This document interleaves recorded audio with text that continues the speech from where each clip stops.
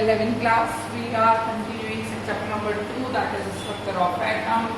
Today we will talk about Thomson-Plum-Pudding atomic model. Okay, what we are talking about? Thomson-Plum-Pudding atomic model.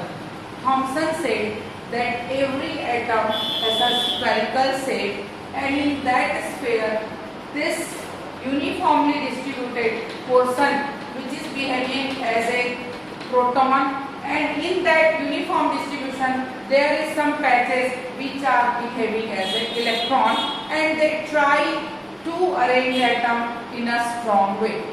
It is just like a watermelon structure or a plum pudding. Watermelon structure, how we can describe here? In watermelon we have seen that red pulp. This red pulp is uniformly distributed in that watermelon, and their seeds are embedded in between that uniformly distributed pulp. Their seeds are embedded in their uniformly distributed pulp. So the pulpy portion is known as proton, and this seed portion is known as electron. So he said that every atom has a sphere shape, and in that sphere, that is known as atom, and that sphere shape is uniformly distributed with proton and embedded with electron. But his theory was not continued further.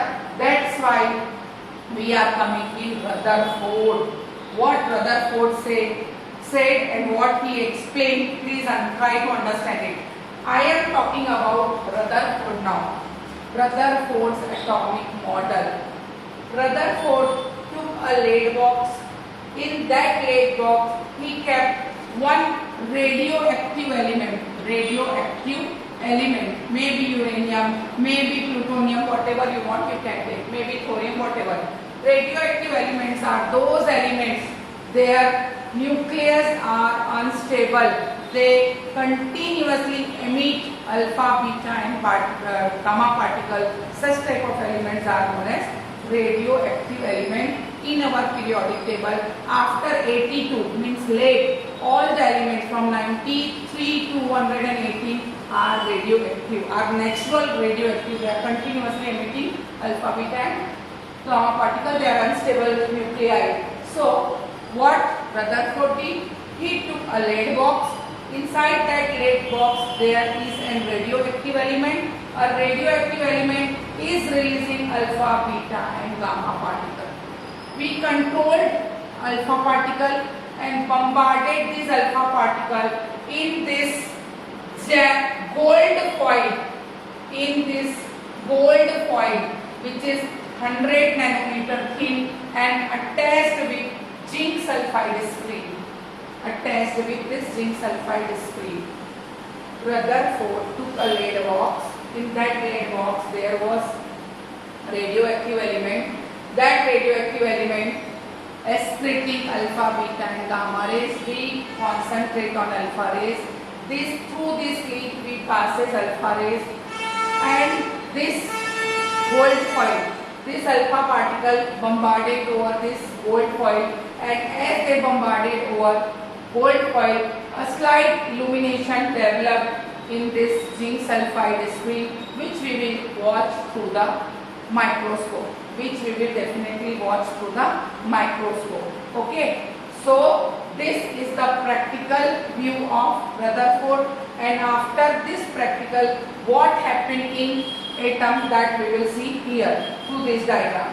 Once again I am repeating, Rutherford has given his scattering gold, he has taken gold foil. You can take copper, platinum, silver also. Through the gold foil scattering, he shows the atomic model. For it he used lead box. In that lead box there was radioactive element. Radioactive elements are those elements which always releases alpha, beta and gamma rays because their nucleus are unstable. That's why they were releasing alpha rays. That alpha rays we passes through this lead to this gold foil. As they struck on this gold foil, some illumination we find in zinc sulfide screen, and as we watch this illumination through microscope, what is happening?